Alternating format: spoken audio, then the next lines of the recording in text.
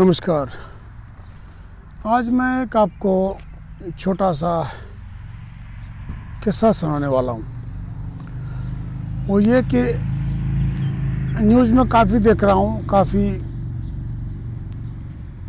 मुस्लिम धर्म, हिंदू, क्रिश्चियन सभी के बारे में काफ़ी बात चल रही है, लेकिन एक स्पेशली ख़ास दुनिया में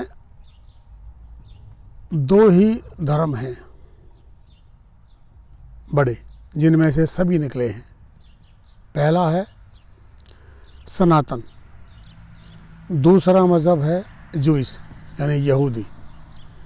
यहूदी में से ब्रांच हुई क्रिश्चियन, उसके बाद में मुस्लिम।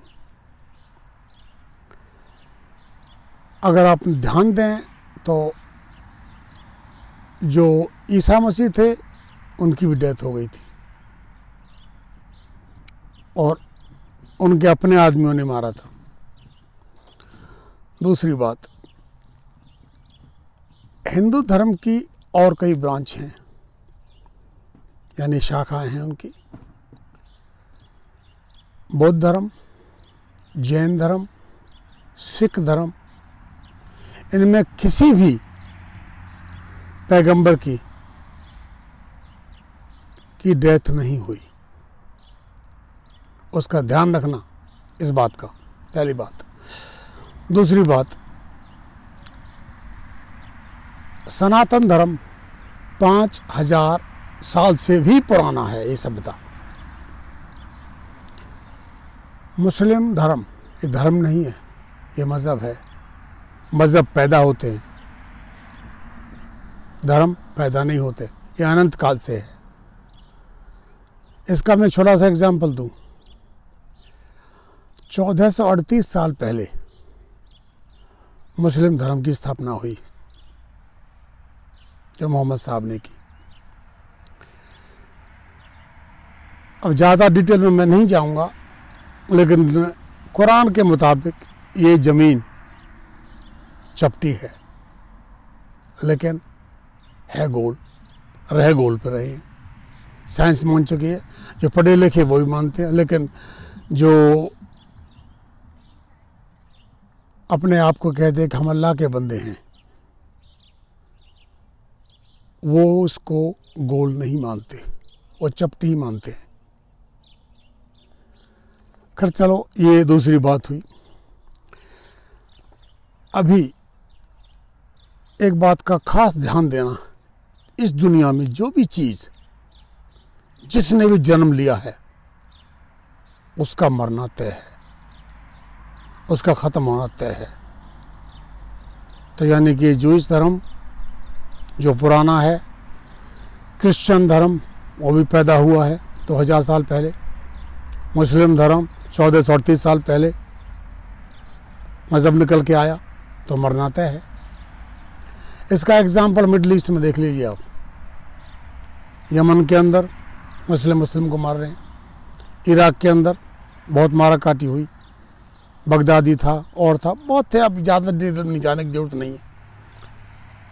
इसकी डेथ हुई, इनकी उसकी डेथ होगी। लेकिन हिंदू धर्म आदि अनंत काल से चला हुआ आ रहा है और इसको कहेंगे सनातन धर्म। बोलने का अंदाज अलग अलग है। दूसरा एग्जाम्पल दूं मैं आपको।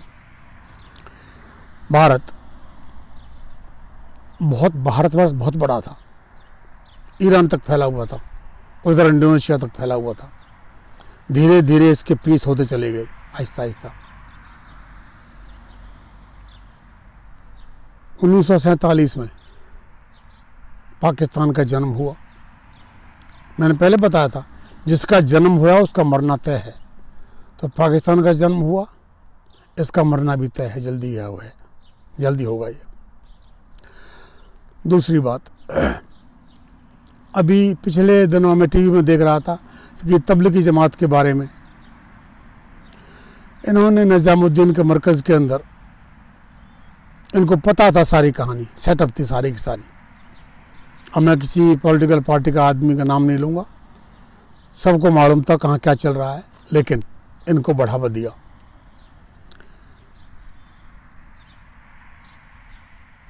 इन्होंने जानबूझ करके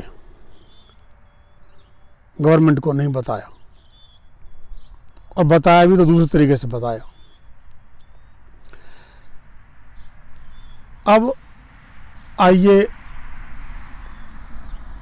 मुस्लिम धर्म के ऊपर शुरुआत करता हूं थोड़ी सी यहां से।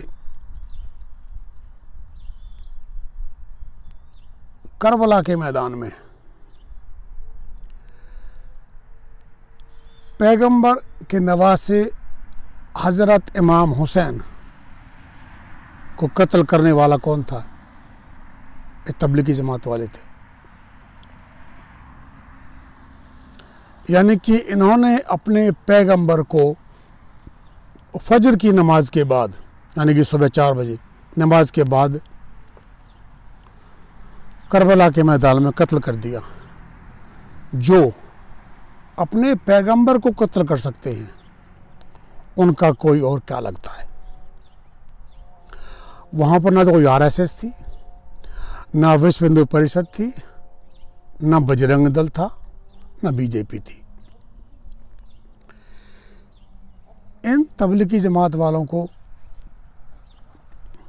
इनका इरादा ये था कि ये पूरे भारत के अंदर कोरोना फैलाने के इरादे से थे।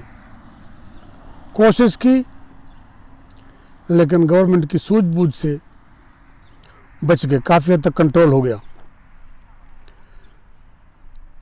तबलीगी जमात को ईरान और सऊदी अरब के अंदर घुसना मना है, पाबंदी इसके ऊपर स्ट्रिक्टली, कोई नहीं जाएगा उसके अंदर। जब तबलीगी जमात के ऊपर सऊदी अरब, जहाँ पर मक्का है, मदीना है,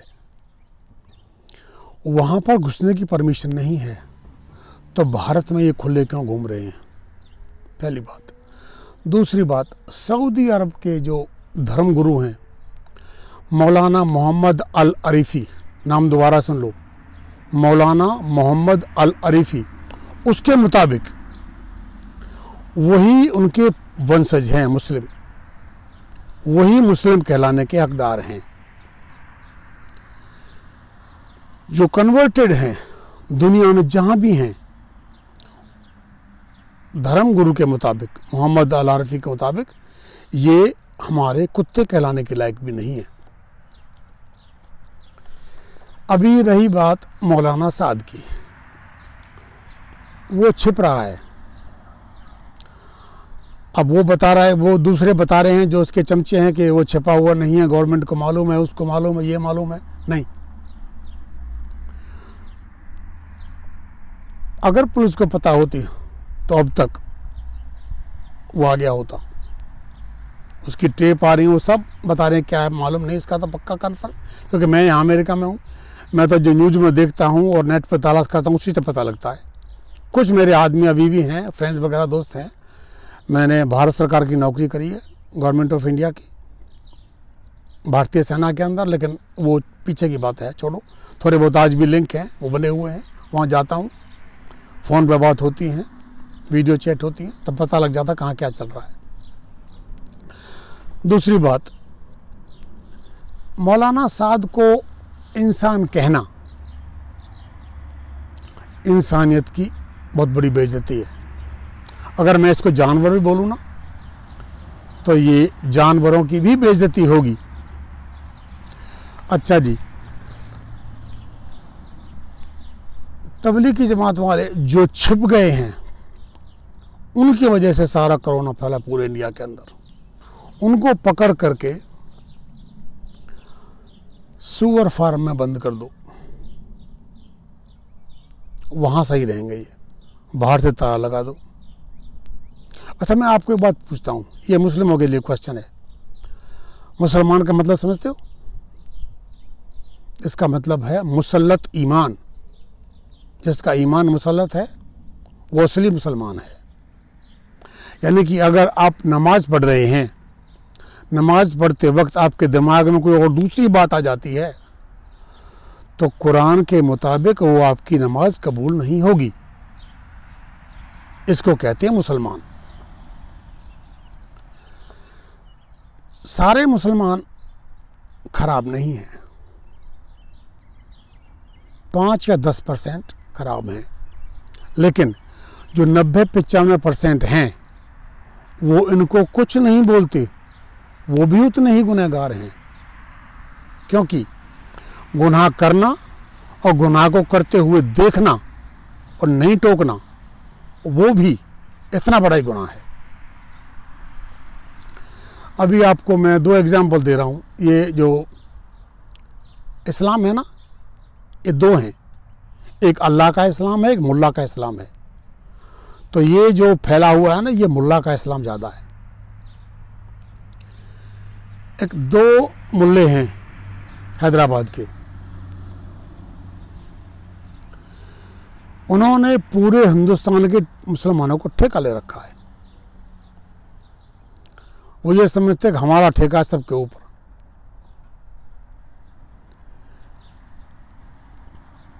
अगर उनको इतनी फिक्र है, अगर वो ये वीडियो देखें सुने, तो मैं आपसे सवाल पूछता हूँ कि मुस्लिम उम्मा तो जानते हैं आप? जो नहीं जानते उनके लिए बताता हूँ मैं। मुस्लिम उम्मा का मतलब है कि दुनिया में जहाँ भी मुसलमान है, यानी चांद पे भी है, मंगल ग्रह पे मुसलमान है, तो ये मुसलमान उसकी फिक्र करेंगे, ना कि देश में रहने वाले और दोस्त भाई बहन जितने भी अपने साथी हैं, पड़ोसी हैं, उनकी। अगर जो हैदराबाद के मुल्ले, उनके लिए सवाल है ये, अगर तुम्हें इतनी फिक्र है मुसलमानों की, मुस्लिम उम्मा का आप ख्याल रखते हो, तो बोलो ना जरा चीन के बारे में। चीन के जो उग्र मुसलमान हैं, सिंजियांग प्रांत में रहते हैं, उनके बारे में जब दिखाओ ना जरा बोल करके। वहाँ तकरीबन 2.5 लाख मुस्लिम कैंपों में रहते हैं और चाइनीज़ गवर्नमेंट टॉर्चर करती है, उनका ब्रेन वॉश करती है। और कोई पूछता है, ह्यूमन राइट्स के दूसरे आदमी पूछते हैं तो बोल ट्रेनिंग चल रही है, ट्रेनिंग कैंप के अंदर है ये। किसी की हिम्मत नहीं है पूरी दुनिया के अंदर, यानी पाकिस्तान चिल्लाते हैं ना, कश्मीर में ये हो गया, वहाँ ये हो गया, हिंदुस्तान में ये हो रहा, बाबरी मस्जिद गिरा दी, दिखाना जाकर आ करके इमरान। और जितने भी तेरे सलाउद्दीन बलाउद्दीन जितने बैठे हुए हैं ना, ये इतने उद्दीन है, भौंके दिखाना चीन के बारे में, वहीं से उठवा लेगा और डाल देगा उसी कैंप के अंदर। कोई नहीं बोल सकता चीन के सामने, दिखाना बोल के एक बार।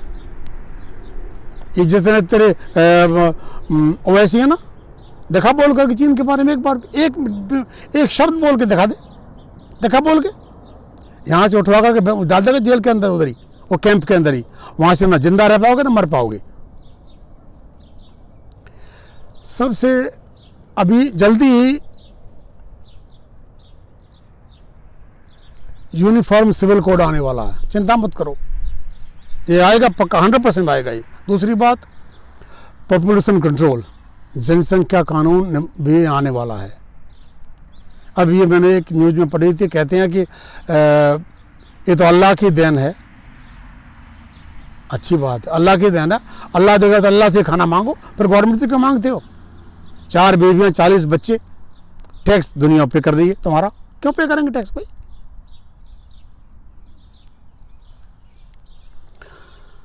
अभी जैसे ही यूनिफॉर्म सिविल कोड आएगा, उसके बाद में सब ठीक हो जाएगा।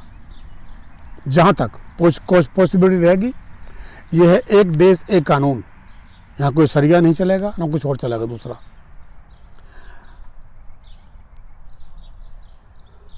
अभी एक खास बड़ी बात, हिंदुस्तान का सनातनी जाग उठा है और इसको जगाए रखना,